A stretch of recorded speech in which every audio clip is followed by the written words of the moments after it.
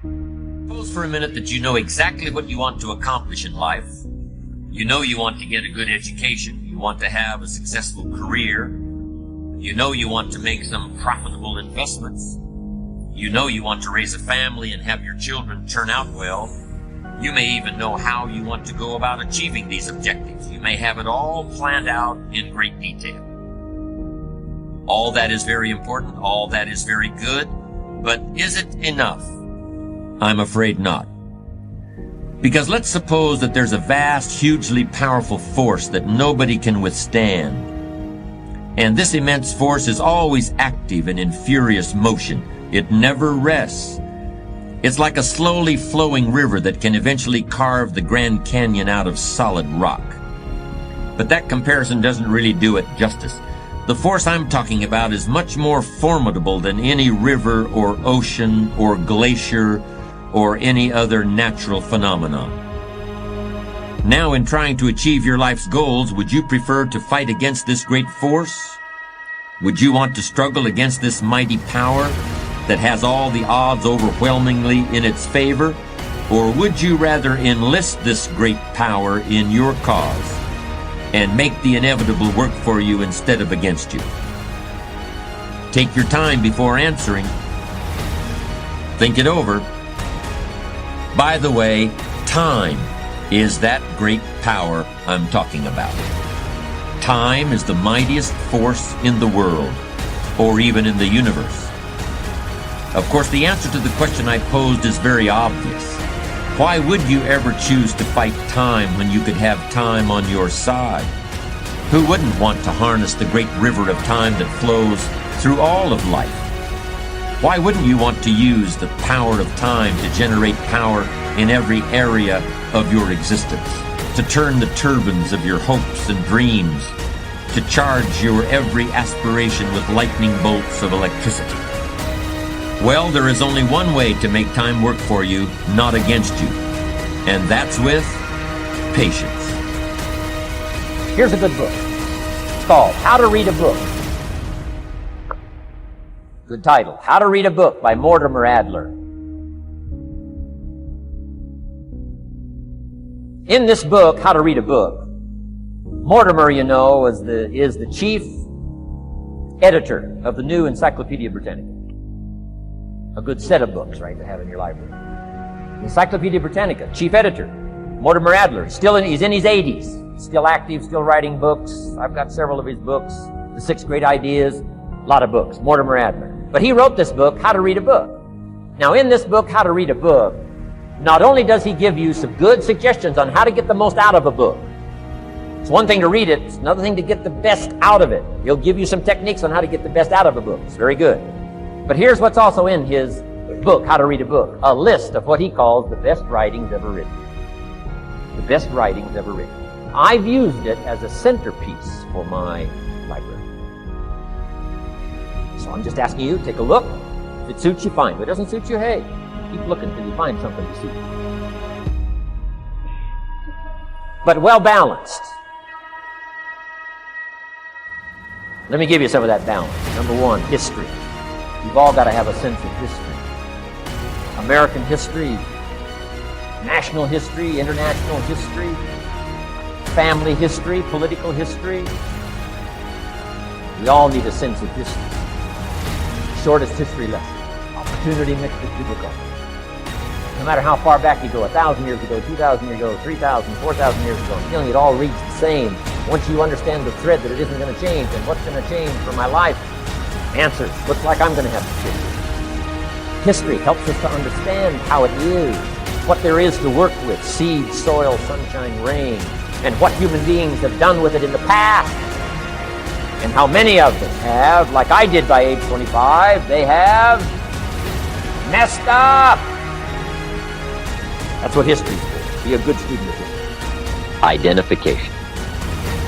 You've got to identify with the sorrow by recalling your own sorrow. Identify with the joy by recalling your own joy. Identify with the difficulty by rehearsing your own difficulty. Here's one of the best clues in learning to better identify. Go back over your own life and make a study of your own life, your circumstances, your feelings, your awareness. Some of the stories you haven't told for a long time. Some of the experiences you've had. Now, sometimes when you've freshly come from an experience, it isn't that easy to translate it and it isn't that easy to talk about it. But as the time passes and you can take a more thoughtful approach to your experiences, the key is not to lose the intensity of it, but to become more educated in using the intensity of your experiences to weave into the next conversation. And by the gift of language and emotion, touch somebody's life, reach somebody, affect somebody, persuade somebody. Identification. Very important subject. Here's the next part of a good presentation. It's what we call logic and reason. If you're trying to persuade a child, talk to a child, or talk to an audience, or if you're trying to talk to a customer, part of any presentation is the logical part, the facts and the figures, the numbers and the dimensions. And we won't linger too long here because here's my point on logic and reason. It's got to be brief. We need some facts, but only enough facts to start the decision-making process. You got to beware not to cover too many facts. I'm sure we've all heard the expression, it's possible to talk somebody into buying, keep on talking, talk them out of buying. Here's where this problem usually occurs. Even if it's a child, you can talk a child into deciding, and then you keep on talking, and then they undecide. We talk past, too much logic, too much reason. We need just enough logic and reason so that it starts to make sense, not so that you understand it all.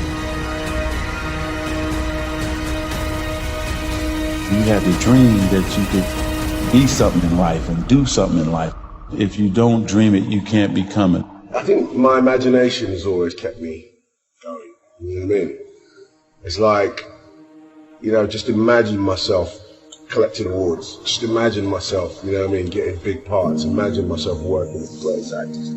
My imagination was the one, like, you know what I mean? Like, you know, when you're not overthinking, you're just kind of like, you know, you see this car run. And I get that. You know what I mean? That's part of my inner magic. Is that actually, if I can see myself doing it. If you really have a drive and you really put your heart and soul into something, you can really make anything happen. I'm a true believer in that. I realize that to have the level of success that I want to have, it's difficult to spread it out and do multiple things. You know, it's in order to be world class, and I've made a decision, I want to be world class. It takes such a desperate, obsessive focus to excel on the level that I want to make movies. Really got to focus with all of your fiber and all of your heart and all of your creativity. I have standards. I have value. It's easy to go through life holding on to things that are weighing us down. Guilt, resentment, doubt, worry. The problem is when we allow these things in, they're taking up space for the good things that should be there. Imagine your life is like a container. You were created to be filled with joy, peace, confidence, creativity. But if you allow worry in, it pushes out the peace. There's not space for both. You can't go above 100%. You have a limited amount of room. If you allow guilt to take up space, that's space that you don't have for the confidence you need. Some people don't enjoy their lives is because their container, their heart is contaminated with so many things. They have 10% worried, stressed out over their job, 12% bitterness, mad at their neighbor, 20% guilt, beating themselves up for past mistakes, 9% jealousy, their coworker is more beautiful. They don't realize 70% of their container is negative. How much space are you given to guilt, to shame, to regret, to being against yourself? Whatever it is, it's too much. Give no place to guilt. Give no place to worry. Give no place to bitterness. It can't come in and automatically take over. You control what's in your container. You control what you think about, what you choose to allow in. Create your own reality by choosing your future. And not only is it important for you to know it's possible for you to choose your future, But it's necessary that you work on yourself, that you develop yourself. It's necessary that you get the energy drainers out of your life, people who don't want anything. The most powerful motivational speeches that I have ever heard came from people who told me I couldn't do something. You know why? Because when they told me I couldn't do it, I was bound and determined to show them that I could. Tell me I can't do it. I will prove you wrong. I will show you that you're mistaken, because I believe, and this is real important, I can't, will thwart you, will stop you, will slow you down, will turn you around and cause you to move backwards if you let it. But if you have the proper mindset, I can't will do nothing but make you that more determined. It is the thing that we cannot do. And because it is that, we must do that. Once fear is acted upon, the death of fear is certain. So what volcano you have in your life? Let me ask you some questions here. If you had 6 months to live, what would you do differently with your life? What would you do differently? Would you have the same job?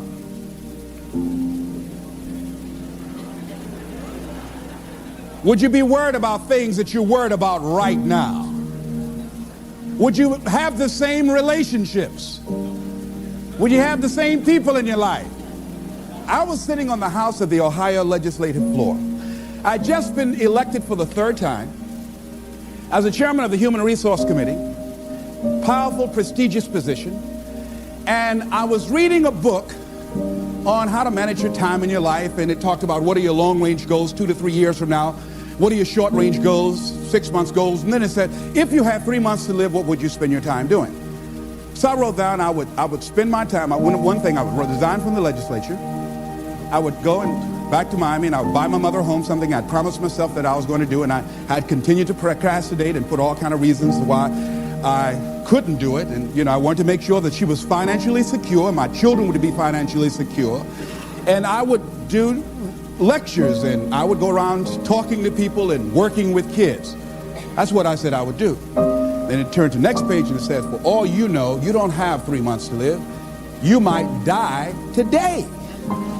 So whatever you wrote on the last page, you want to spend as much of your time doing that today. So I looked at Mr. Vern Rife, the Speaker of the Ohio Legislature, and I said to the guy on my right, State Representative Mike Stenziano out of the Ohio State District, I said, Stenzi, 25 years from now, who would care what legislation we passed? He said, nobody would care 1 year from now. Now here's what was happening with me. I came to the Ohio legislature with great expectations. There are things I wanted to do. I wanted to make a change in society. I wanted to make an impact. But I was just disillusioned after being there for a while. I introduced some legislation that I'd worked months to get this legislation passed, got it out of subcommittee, voted to the major committee, and then went from there to the reference committee, and then they introduced it on the Ohio legislative floor. And this legislation was designed to provide protection for senior citizens and poor people who bought money orders. People buy money orders thinking that it's cash. But what they did not know, that there's no bond or insurance security in the event that the money order company files bankruptcy.